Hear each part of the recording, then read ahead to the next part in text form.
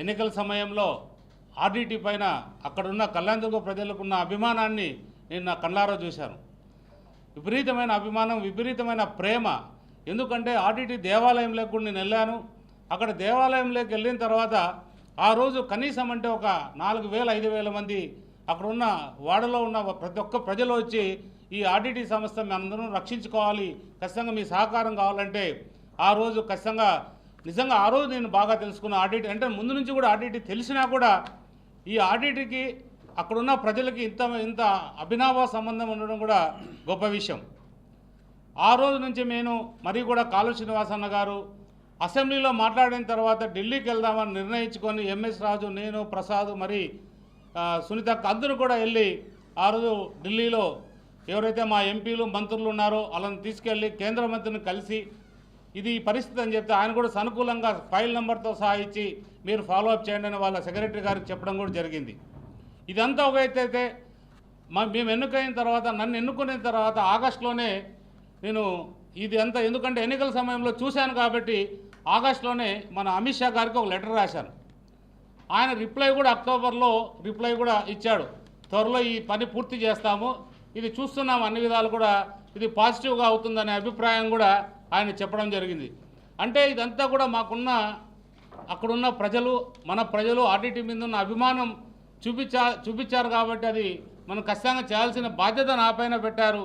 ఈ బాధ్యతని మా ముఖ్యమంత్రి గారు అలాగే మా నారా లోకేష్ బాబు గారి పైన పెట్టడం జరిగింది.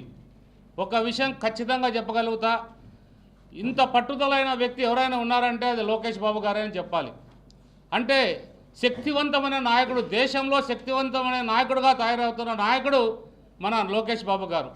ఏదైనా మాట ఇచ్చినా లేదు ఏదైనా మన అవసరం నిజంగా ప్రజలకు అవసరం ఉన్నది ఏదైనా అడిగినా తక్షణం స్పందించే వ్యక్తి లోకేష్ బాబు గారు. అలాంటి స్పందనే ఆర్డీటీ మీద అక్కడ కేంద్రంతో మాట్లాడి కేంద్ర మంత్రులతో మాట్లాడి అక్కడున్న ఎంపీలు గారిని ఎవరైతే సానా సతీష్ గారు ఉన్నారో అలాగే కృష్ణదేవరాయలు ఉన్నారో మన ఎంపీలు ఇద్దరూ కలిసి కూడా ఉమ్మడి జిల్లా ఎంపీలు అందరూ కూడా సమిష్టిగా ఇది ఎఫ్సిఆర్ రెన్యువల్ కృషి చేయడం జరిగింది. ఇంకా కూడా చాలా రకరకాలుగా చెప్తున్నారు.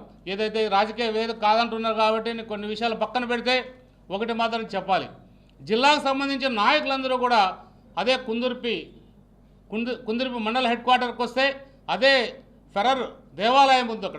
అక్కడంతా ఎస్సీ బీసీ కాలనీకి సంబంధించిన అందరూ కూడా లబ్ధి పొందిన వాళ్ళే. ఆర్డీటీ పైన ఏదో రకంగా లబ్ధి పొందిన కుటుంబాలే ఉన్నాయి, 100 కుటుంబాలు ఉన్నాయి.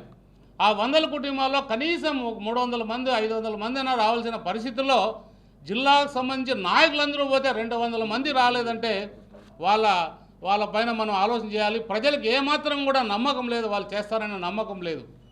కానీ ఈరోజు మా ముఖ్యమంత్రి గారు ఎంతో కృషి చేసి ఈరోజు ఎఫ్సిఆర్ రెన్యువల్ చేయడం జరిగింది.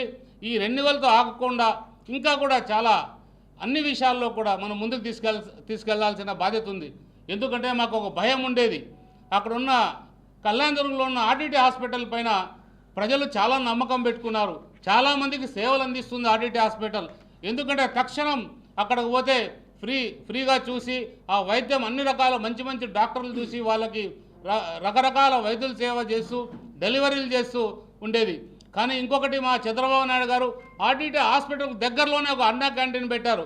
అంటే ప్రజలకు ఏ రకమైన కష్టం రాకోకుండా ఉచితమైన భోజనంతో సహా అన్నీ కూడా ఆర్డీటీ హాస్పిటల్కి అందుబాటులో ఉండేటట్టు కూడా మేము మా ముఖ్యమంత్రి ఈ కార్యక్రమాలను చేస్తూ వస్తుంటే ఇది రాజకీయంగా మాట్లాడడం ఏదో కొద్ది లక్ష కార్డులు ఉద్యమం అని ప్రారంభించి ఇప్పుడు వారం రోజులు ఏది నాకు తెలిసి ఒక 200-300 మంది కూడా కలిసినట్టు లేదు. ఢిల్లీ దాటి అనంతపురం దాటి కూడా ఇంకా అనంతపురం కూడా వచ్చిండే ఆ కార్డ్స్ ఢిల్లీలో నేను తీసుకొచ్చా అని చెప్తున్నారు. అంటే అమిత్ షా గారిని కలవడం ఒక ఎత్తు అయితే దాన్ని సాధించిన వ్యక్తి నిజంగా ముఖ్యంగా ఖచ్చితంగా చెప్పాలి. ఎప్పుడు కలిసినా కూడా మీది అన్నా నేను తీసుకొస్తా అని మా లోకేష్ బాబు గారు సార్ చెప్తుంటే నిజంగా చాలా సంతోషం ఉంది. ఆ రోజు ఏదైతే చెప్పారో మన కనకదాసు జయంతి రోజు కళ్యాణదుర్గంలో నడిబొడ్డున 40,000 మంది ప్రజల సమీక్షంలో చెప్పారు జరిగింది. అంతే తప్ప ఈ డ్రామాలకంతా కూడా చెల్లుబాటు ఏదైతే మన రాజుగారు చెప్పారో ఇది వాళ్ళలో ఉన్న పోటీతత్వం కోసం ఇలా రకరకాలుగా చేస్తూ ఉన్నారు. ఏదైనా ప్రజాస్వామ్యబద్ధంలో పోరాటం చేయాలి.